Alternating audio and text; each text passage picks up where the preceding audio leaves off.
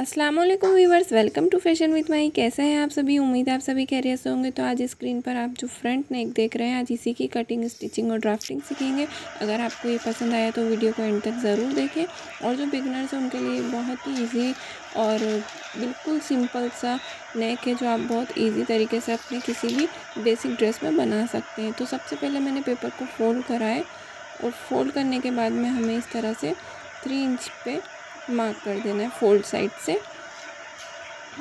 अब आप इस चीज़ को ध्यान से देखिए कि कई दफ़ा ये गलती हो जाती है कि हम डायरेक्ट नेक की जो लेंथ होती है उसे मेज़र कर देते हैं। हमें डायरेक्ट नेक की लेंथ को मेज़र नहीं करना है, हाफ इंच इस तरह से मार्जिन रखना है। तो ये जो आप हाफ इंच मार्जिन रखते हैं, ये आपका जब शोल्डर जॉइंट होते हैं तो ये पट्टी के साथ जॉइंट हो जाता है। अभी हमने जो हाफ इंच मार्जिन रखा उसके वहाँ से हमें इस तरह से 6 इंच पे लेंथ रखनी है नेक की, जो फ्रंट नेक होगा हमारा। अब हमें 2.5 इंच पे इस तरह से नीचे बॉटम की तरफ चौड़ाई का मार्क लगा देना है। तो 3 इंचेस हमने ऊपर की तरफ जो मार्क करा था उसी पॉइंट को हमें 2.5 इंच के पॉइंट से इस तरह से एक लाइन के साथ ड्रॉ कर देना है।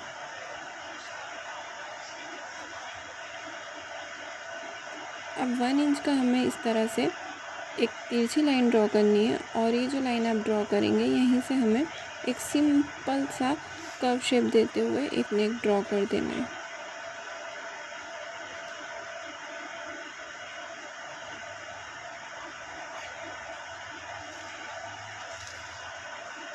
इसी तरह से 1.5 इंच पे हमें बुकरम की पट्टी रखनी है और 1.5 इंच की चौड़ाई रखते हुए हमें इसे पूरी तरह से मार्क कर देना है नीचे तक। और सबसे ज़्यादा अच्छा है कि अगर आप पेपर पे इसकी कटिंग करते हैं तो आपका जो कैनवास शीट है वो बिगड़ेगा नहीं। तो इसलिए बेहतर है आप पहले इसे ड्राफ्ट बनाकर पेपर पे कट कर लीजिए। अभी हमने जो नेक डिज़ाइनर देखा उसका ये ड्राफ्ट मैंने जो रेडी करा है, ये फर्स्ट पार्ट है। तो हम इसे इस तरह से ड्रॉ करने के बाद में कट कर लेंगे।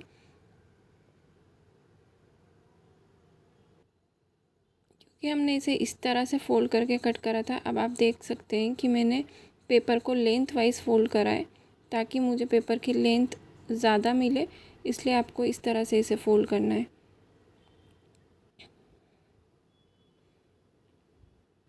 जो हमने फर्स्ट पार्ट कट करा है, इसी फर्स्ट पार्ट को हमें इस तरह से पेपर पे रखना है और बिल्कुल एक्यूरेट आपको इसको पेस्ट कर देना है। जैसे ही ये हमने मार्क करके कट करा है वैसे ही। तो आप देख सकते हैं मैंने सेम इसी तरह से इसकी मार्किंग दूसरे पेपर पर भी कर ली है।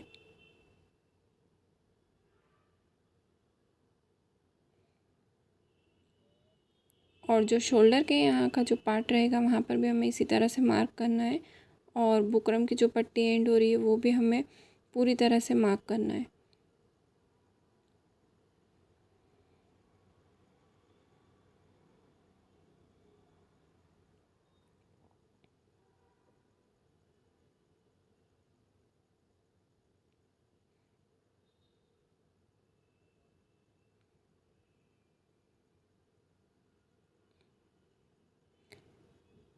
अब इसे मार्क करने के बाद हमें इंच टेप की मदद से ऊपर की तरफ जहाँ हमारी शोल्डर पट्टी स्टार्ट हो रही है वहाँ से 2 इंच का इस तरह मार्क लगाना है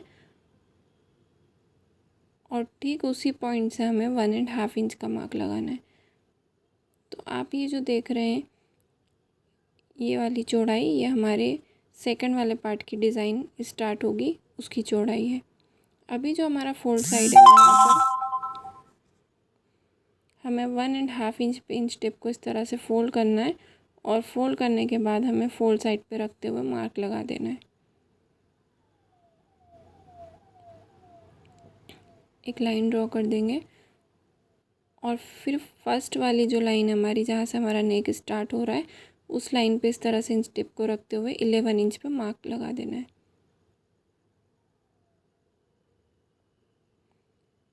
तो हमारा डिज़ाइन यहाँ पर एंड हो जाएगा और इसी पॉइंट पे जो हमारा 11 इंच का पॉइंट हमने मार्क करा है, इसी पॉइंट पे हमें इंच टिप को रखना है और 1.5 इंच पे इस तरह से मार्क लगाना है।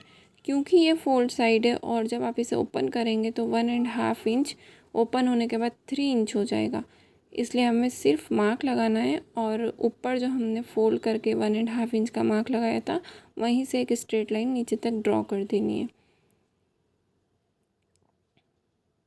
लाइन बिल्कुल स्ट्रेट रखनी है और जो हमने 1.5 इंच का मार्क लगाया है वहाँ पर हमें इसे क्रॉस कट करना है। ठीक इसी तरह से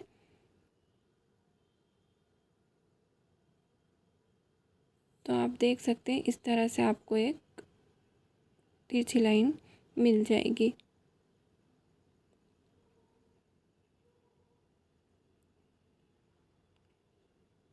अब जो हमने लाइन ड्रॉ करी है उस लाइन के स्टार्टिंग पॉइंट को ऊपर सेकंड वाले पॉइंट से इस तरह मिलाते हुए एक पत्ती का शेप दे देना है और जो फर्स्ट वाला पॉइंट है उसे भी एक पॉइंट बनाकर मिलाना है। तो आप देख सकते हैं 1.5 इंच में मैंने इस तरह से एक पॉइंट और बनाया है ऊपर की तरफ और इसी तरह से मैं फर्स्ट पॉइंट को भी मिला दूँगी। ये शेप आपके ही ऊपर है कि आपको कैसा लेना है। अगर आप ज़रा सा भी इसको सही से नहीं लेते तो नेक आपका सही नहीं बनेगा, तो इसका आपको ध्यान रखना है। और उसके बाद आप जो बुकरम की पट्टी का एंड है वहाँ तक इसको इस तरह से मिला दीजिए। इस चीज़ का भी आपको ख्याल रखना है कि ये एंड पॉइंट तक ही आपको मिलाना है, क्योंकि जब आप इसको कट करके स्टिच करेंगे तो ये बुकरम की पट्टी के एंड में ही जॉइंट होगा। और हमें इसे भी सेम इसी तरह से मिलाने के बाद कट कर लेना है।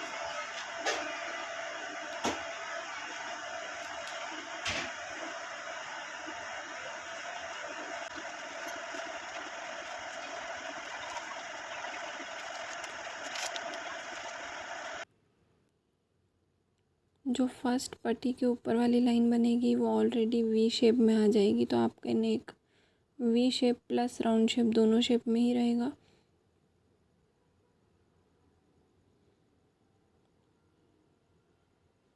अब फर्स्ट पार्ट और सेकंड पार्ट हमने दोनों ही पार्ट को कट कर लिया है। आप देख सकते हैं सेकंड पार्ट हमारा इस तरह से बना है।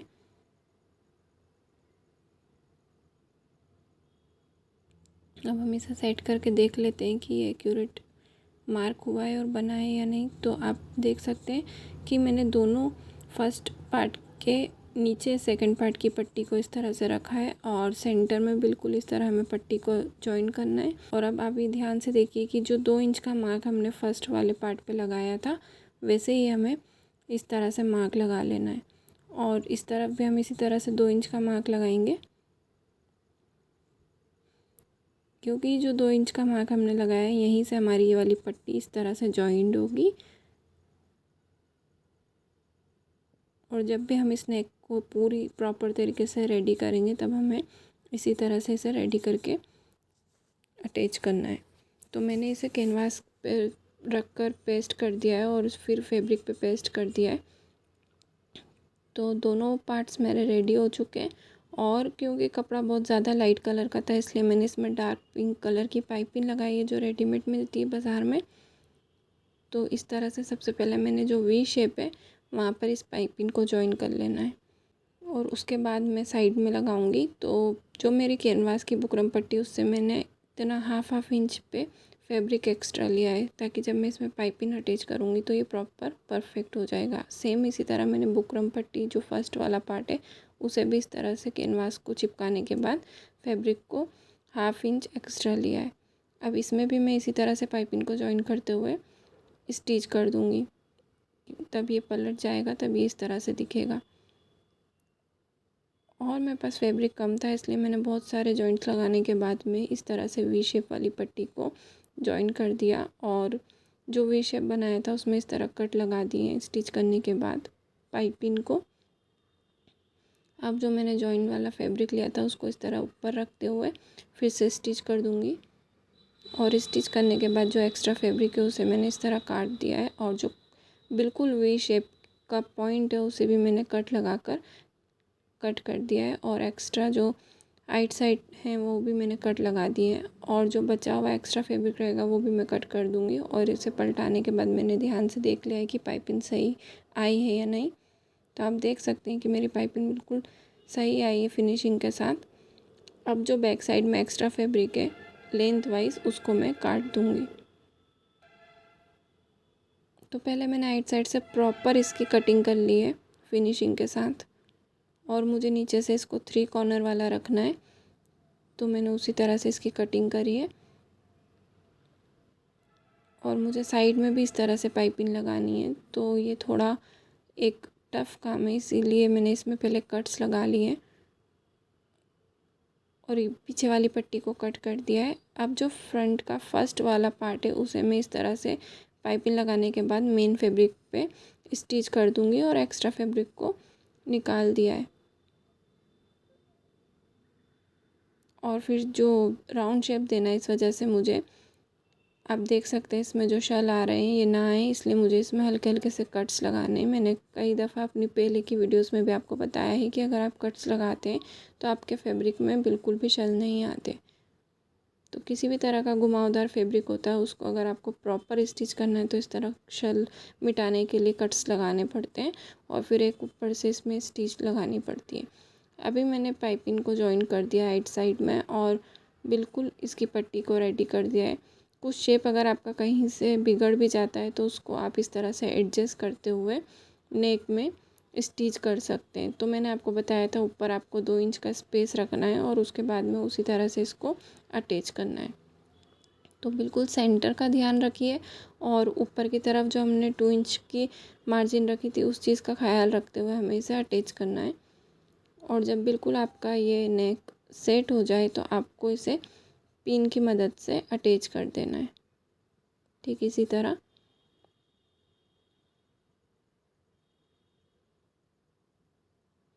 और दोनों मैंने शोल्डर्स को इस तरह से मिलाकर देख लिया है कि ये एक्यूरेट लगा है या नहीं। अब जो सेंटर वाला पट्टी है उसी को मैं इस तरह से पिन की मदद से अटैच कर दूंगी और नीचे तक मुझे इसे अटैच करना है।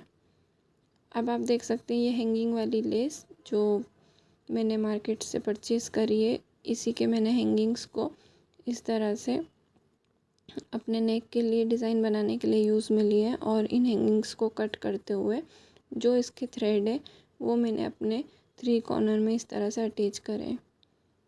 तो जब आप अपनी पट्टी को अटैच करेंगे उसी वक्त आपको इस तरह इन्हें रखते जाना है और स्टिच करते जाना है। जो आपका फर्स्ट वाला कॉर्नर रहेगा, जो सेंटर वाला कॉर्नर रहता है, अगर वहाँ पर आपको फिनिशिंग नहीं आती है, आप 2 ही साइड इस तरह से थ्रेड को लगा देते हो और बीच में स्पेस रहती है, तो वहाँ पर आप सिर्फ एक हैंगिंग को सुई की मदद से अटैच कर सकते हैं विदाउट कट करें, जैसे कि मैंने करा है, जो आप लास्ट में देखेंगे। तो मैंने 2 ही साइड इस तरह से थ्रेड्स को लगा दिया है पॉइंट टू पॉइंट, और जो सेंटर का पॉइंट है जहाँ पर थ्रेड नहीं है वहाँ पर मैं सिर्फ एक हैंगिंग को कट करके सुई की मदद से स्टिच कर दूँगी। अभी आप देख रहे हैं ये जो हैंगिंग से मैंने इसको जहाँ पर वी शेप दिया था वहाँ पर भी सुई की मदद से अटैच कर देना है।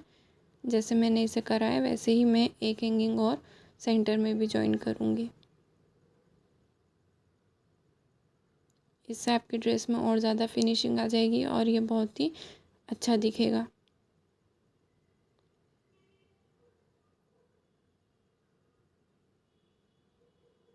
इसकी लेंथ आपको जितनी रखनी है आप रख सकते हैं, क्योंकि ये मुझे बहुत ज़्यादा लेंथ वाइज लंबा दिख रहा था, इसलिए मैंने इसको कट कर दिया है और शॉर्ट कर दिया है।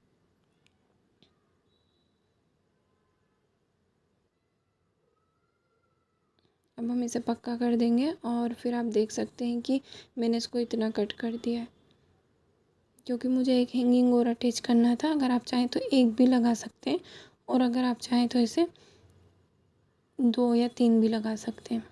मैंने एक सेंटर में और लगाया है और बिल्कुल सिंपल नेक रेडी हो चुका है। और जो सेंटर मैंने आपको कॉर्नर का बताया था फर्स्ट वाला, वहाँ पर बैक हैंगिंग को लगाकर इसे फिनिश लुक दिया है। तो बिल्कुल रेडी होने के बाद ये नेक ऐसा नज़र आ रहा है। और अगर आपको पसंद आया और भी वीडियोस आप देखना चाहते हैं तो चैनल को लाइक एंड सब्सक्राइब करें और मोनेटाइज कराइए। Thank you so much for joining my channel.